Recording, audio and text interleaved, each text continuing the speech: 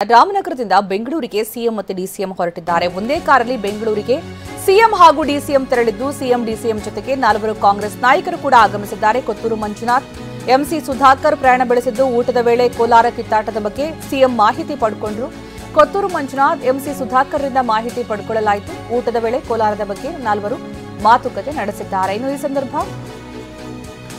ಈ ಕಡೆ ಬಂದ ಮೇಲೆ ನಾ ಮಾತಾಡ್ತೀನಿ ಅಂತ ಕೆಎಚ್ ಮುನಿಯಪ್ಪ ಅವರು ಹೇಳಿದ್ದಾರೆ. ಇತ್ತ ಅಸಮಾಧಾನಗೊಂಡಿದ್ದಂತಹ ಶಾಸಕರು ನೇರವಾಗಿ ರಾಮನಗರಕ್ಕೆ ತೆರಳಿದ್ದಾರೆ. ಇಬ್ಬರು ಕೊತ್ತೂರು ಮಂಜುನಾಥ್ ಮತ್ತೆ ಸಚಿವ ಎಂಸಿ ಸುಧಾಕರ್ ಅಲ್ಲಿ ಸಿಎಂ ಜೊತೆಗೆ ಡಿಸಿಎಂ ಜೊತೆಗೆ ಮಾತುಕತೆ ನಡೆಸಿದ್ದಾರೆ. ಜೊತೆಗೆ ಬರುವಾಗ ಈಗ ರಾಮನಗರದಿಂದ ಬೆಂಗಳೂರಿಗೆ ಆಗಮಿಸುವ ಸಂದರ್ಭದಲ್ಲಿ ಪ್ರಯಾಣದಲ್ಲಿ ಮಾತುಕತೆ ಕೂಡ ನಡೆಸ್ತಾ ಇದ್ದಾರೆ. ಸಿಎಂ ಡಿಸಿಎಂ ಜೊತೆಗೆ ಇಬ್ಬರು ಶಾಸಕರು ಒಂದೇ ಕಾರಲ್ಲಿ ಬೆಂಗಳೂರಿಗೆ ಬರ್ತಾ ಇದ್ದಾರೆ. ಒಬ್ಬರು ಸಚಿವರು, ಒಬ್ಬರು ಶಾಸಕರು, ಕೊತ್ತೂರು ಮಂಜುನಾಥ್ ಮತ್ತೆ ಎಂಸಿ ಸುಧಾಕರ್ ಕಾಂಗ್ರೆಸ್ ನಾಯಕರು ಒಟ್ಟಿಗೆ ಆಗಮಿಸ್ತಾ ಇದ್ದಾರೆ. ಇನ್ನು ಊಟದ ಸಂದರ್ಭದಲ್ಲಿ ಕೋಲಾರದ ಬೆಳವಣಿಗೆ ಬಗ್ಗೆ, ಕಿತ್ತಾಟದ ಬಗ್ಗೆ ಮಾಹಿತಿಯನ್ನ ಪಡ್ಕೊಂಡಿದ್ರು ಸಿಎಂ ಸಿದ್ದರಾಮಯ್ಯ.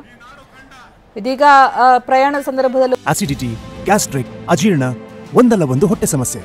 ಅದಕ್ಕೆ ನಾನು ಅಮೃತ ಬಿಂದು ಟ್ಯಾಬ್ಲೆಟ್ ನ ಯೂಸ್ ಮಾಡ್ತೀನಿ. ಅಮೃತ ಬಿಂದು ಮನೆಯಲ್ಲಿದ್ದಾಗ ಸಿರಪ್, ಟೂರಲ್ಲಿದ್ದಾಗ ಟ್ಯಾಬ್ಲೆಟ್ ಕೂಡ ಈ ಬಗ್ಗೆ ಮಾತುಕತೆ ನಡೀತಾ ಇದೆ. ಒಟ್ಟು 4 ಜನ ಕೂಡ ಕೂತ್ಕೊಂಡು ಈ ಬಗ್ಗೆ ಮಾತಾಡ್ತಾ ಇದ್ದಾರೆ. ಇನ್ನು ಬೆಂಗಳೂರಿಗೆ ಬರುವಷ್ಟು ಮಟ್ಟಿಗೆ ಏನೇನಾಗುತ್ತೆ ಈ ಒಂದು ವಿಚಾರಕ್ಕೆ ಸಂಬಂಧಪಟ್ಟಂತೆ ಯಾರ ಮನವೊಲಿಕೆ ಆಗುತ್ತೆ ಕಾದ್ ನೋಡ್ಬೇಕಾಗಿದೆ. ಇತ್ತ ಅಸಮಾಧಾನಗೊಂಡ ಶಾಸಕರು, ಸಚಿವರು ಸಮಾಧಾನಗೊಳ್ತಾರಾ, ಮನವೊಲಿಕೆ ಆಗತ್ತಾ, ಅಥವಾ ಇವರ ಒಂದು ಬೇಡಿಕೆಗೆ ಸಿಎಂ ಡಿಸಿಎಂ ಮಣಿತಾರಾ ಗೊತ್ತಿಲ್ಲ. ಬೆಂಗಳೂರಿಗೆ ಬರುವಷ್ಟೊತ್ತಿಗೆ ಒಂದು ಕ್ಲಿಯರ್ ಪಿಕ್ಚರ್ ಸಿಗಬಹುದು. ಆದರೆ ಇತ್ತಲ್ಲಿ ಕೆಎಚ್ ಮುನಿಯಪ್ಪ ಅವರು ಕೂಡ ಕಾಯ್ತಾ ಇದ್ದಾರೆ. ಬೆಂಗಳೂರಿಗೆ ಬರಲಿ ಸಿಎಂ, ಆಮೇಲೆ ನಾನು ಮಾತಾಡ್ತೀನಿ ಈ ವಿಚಾರವಾಗಿ, ಯಾವುದೇ ಕಾರಣಕ್ಕೂ ನನ್ನ ಪಟ್ಟನ್ನು ಸಡಿಲಿಸೋದಿಲ್ಲ ಅಂತ ಕೆಎಚ್ ಮುನಿಯಪ್ಪ ಹೇಳಿದ್ದಾರೆ. ಈ ಎಡಗೈ ಬಲಗೈ ಬಣದ ಒಂದು ಕಿತ್ತಾಟದ ನಡುವೆ ಈಗ ಹೈಕಮಾಂಡ್ಗೂ ಕೂಡ ಇದು ತೀವ್ರ ತಲೆನೋವಾಗಿದೆ. ಕೋಲಾರ ಟಿಕೆಟ್ ಕಗ್ಗಂಟು ಯಾವ ಮಟ್ಟಿಗೆ ಅಂತಂದರೆ, ಈಗ ಪ್ರಚಾರ ಆರಂಭ ಮಾಡಬೇಕಾಗಿತ್ತು. ಕೋಲಾರದಲ್ಲಿ ಪ್ರಜಾಧ್ವನಿ ಯಾತ್ರೆ ಕೈಗೊಳ್ಳಬೇಕಾಗಿತ್ತು, ಕುರುಡುಮಲೆಯಿಂದ ಶುರುವಾಗಬೇಕಾಗಿತ್ತು. ಅದನ್ನು ಕೂಡ ಈಗ ಮುಂದೂಡಿಕೆ ಮಾಡಲಾಗಿದೆ. ಹಾಸನದ ಪ್ರಜಾಧ್ವನಿ ಯಾತ್ರೆಯನ್ನು ಕೂಡ ಮುಂದೂಡಿಕೆ ಮಾಡಲಾಗಿದೆ. ಯಾವುದೇ ಪ್ರಚಾರ ಕಾರ್ಯದಲ್ಲಿ ನಾಯಕರಿಗೆ ಭಾಗಿಯಾಗೋದಕ್ಕೂ ಸಾಧ್ಯ ಆಗ್ತಾ ಇಲ್ಲ. ಯಾಕಂದರೆ ಇಲ್ಲಿ ಭಿನ್ನಮತ ಶಮನಕ್ಕೇ ಸಾಕಷ್ಟು ಸಮಯ ಹೋಗ್ತಾ ಇದೆ. ಇದೇ ರೀತಿ ಸಮಯ ಇಲ್ಲೇ ವ್ಯರ್ಥ ಆಗ್ತಾ ಹೋದರೆ ಚುನಾವಣಾ ಪ್ರಚಾರದ ಮೇಲೂ ಕೂಡ ಇದು ಪೆಟ್ಟು ಬೀಳುವಂತಹ ಸಾಧ್ಯತೆ ಇದೆ. ಅದೀಗ ಅಂತಿಮವಾಗಿ ಯಾರಿಗೆ ಮಣೆ ಹಾಕ್ತಾರೆ? ಈ 2 ಬಣಗಳ ಅಭ್ಯರ್ಥಿಗಳನ್ನು ಬಿಟ್ಟು 3ನೇ ವ್ಯಕ್ತಿಗೆ ಮಣೆ ಹಾಕಲಾಗುತ್ತಾ? ಅದು ಕೂಡ ಒಂದು ಕುತೂಹಲ ಇದೆ, ಕಾದ್ ನೋಡಬೇಕಾಗಿದೆ. ಸನ್ಮಾನ್ಯ ಮುಖ್ಯಮಂತ್ರಿಗಳಿಗೆ, ನಮ್ಮ ಪಕ್ಷದ ಅಧ್ಯಕ್ಷರು, ಉಪಮುಖ್ಯಮಂತ್ರಿಗಳಾಗಿರ್ತಕ್ಕಂಥ ಶಿವಕುಮಾರ್ ಅವ್ರಿಗೆ ಮತ್ತು ಹೈಕಮಾಂಡ್ಗೆ ಗೌರವ ಕೊಟ್ಟು ನಾವು ಏನು ನಮ್ಮ ಸಿಟ್ಟೆಲ್ಲ ಇತ್ತು ಅವ್ರು ಮಾತಾಡ್ತೀವಿ ಅಂತ ಹೇಳಿರೋದ್ರಿಂದ ಅವ್ರಿಗೋಸ್ಕರ ನಾವು ಅವ್ರ ಮಾತಿಗೆ ಗೌರವ ಕೊಟ್ಟು ನಾವು ಸುಮ್ಮನೆ ಇದ್ದೀವಿ. ಅದು ಬಿಟ್ಟು ಬೇರೆ ಹೆಚ್ಚು ನಾನು ಮಾತಾಡ್ಕೋಗಲ್ಲ. ಸನ್ಮಾನ್ಯ ಮುಖ್ಯಮಂತ್ರಿಗಳಿಗೆ, ನಮ್ಮ ಪಕ್ಷದ ಅಧ್ಯಕ್ಷರು, ಉಪಮುಖ್ಯಮಂತ್ರಿಗಳಾಗಿರ್ತಕ್ಕಂಥ ಶಿವಕುಮಾರ್ ಅವ್ರಿಗೆ ಮತ್ತು ಹೈಕಮಾಂಡ್ಗೆ ಗೌರವ ಕೊಟ್ಟು ನಾವು ಏನು ನಮ್ಮ ಸಿಟ್ಟೆಲ್ಲ ಇತ್ತು ಅವ್ರು ಮಾತಾಡ್ತೀವಿ ಅಂತ ಹೇಳಿರೋದ್ರಿಂದ ಅವ್ರಿಗೋಸ್ಕರ ನಾವು ಅವ್ರ ಮಾತಿಗೆ ಗೌರವ ಕೊಟ್ಟು ನಾವು ಸುಮ್ಮನೆ ಇದ್ದೀವಿ. ಅದು ಬಿಟ್ಟು ಬೇರೆ ಹೆಚ್ಚು ನಾನು ಮಾತಾಡ್ಕೋಗಲ್ಲ.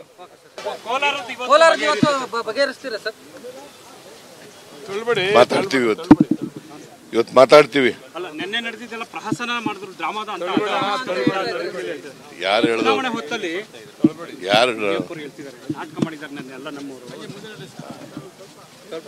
ರಾಮ ಏನ್ ಮಾಡಿಲ್ಲ. ನ್ಯಾಚುರಲ್ ಆಗಿ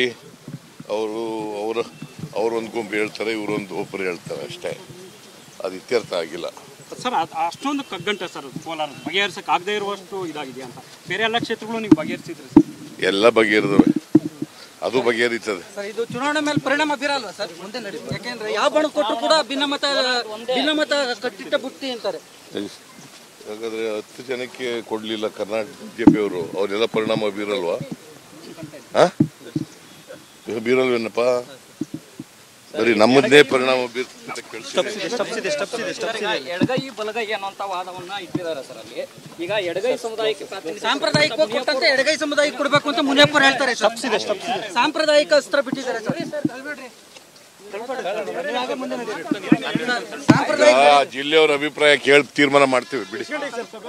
ಈಗ ಎಲ್ಲ ಅವ್ರ ಕಲ್ಪನೆ ಮಾಡಿಕೊಂಡು ಗಾಬರಿ ಮಾಡ್ಕೊಂಡಿದ್ದಾರೆ ಅಷ್ಟೇ. ಯಾವ ಟಿಕೆಟ್ ಅನೌನ್ಸ್ ಮಾಡಿ ಕೂತ್ಕೊಂಡು ಮಾತಾಡ್ತೀವಿ. ಎಲ್ಲ ಪಾರ್ಟಿ ಲೈನಲ್ಲಿ ಇರಬೇಕು. ಪಾರ್ಟಿ ಶಿಸ್ತಿನ ಪ್ರಯಾರಿಟಿ ನಮಗೆ. ಇಲ್ಲಿ ನಾನು ಹೇಳ್ತಾ ಇದ್ದೀನಿ, ಮುಖ್ಯಮಂತ್ರಿನೂ ಹೇಳ್ತಾ ಇದ್ದಾರೆ, ಡೆಲ್ಲಿಯವರು ಹೇಳ್ತಾ ಇದ್ದಾರೆ, ಎಲ್ಲರೂ ಹೇಳ್ತಾ ಇದ್ದಾರೆ. First everyone should be in the line of party. Muniyappa ಹೇಳ್ತಾರೆ ಸಾಂಪ್ರದಾಯಿಕವಾಗಿ ಕೊಟ್ಟಂತೆ ಎಡಗೈ ಸಮುದಾಯಕ್ಕೆ ಕೊಡಬೇಕು ಅಂತ. ಅದನ್ನೆಲ್ಲ ಆಯ್ತು, ನಮ್ಗೆ ಗೊತ್ತಿದೆ ಯಾರು ಕೊಡಬೇಕು ಅಂತ. ಮುನಿಯಪ್ಪನವ್ರು ಸೀನಿಯರ್ ಲೀಡರ್, ಅವ್ರ ಅಡ್ವೈಸು ನಾವು ಗಮನಿಸೋಣ. ಬೇರೆಯವ್ರ ಅಡ್ವೈಸು MLA ಅಡ್ವೈಸು ಗಮನಿಸೋಣ. ಎಲ್ಲ ಅವ್ರಾಗ ಅವ್ರ ಕಲ್ಪನೆ ಮಾಡಿಕೊಂಡು ಗಾಬರಿ ಮಾಡ್ಕೊಂಡಿದ್ದಾರೆ ಅಷ್ಟೇ.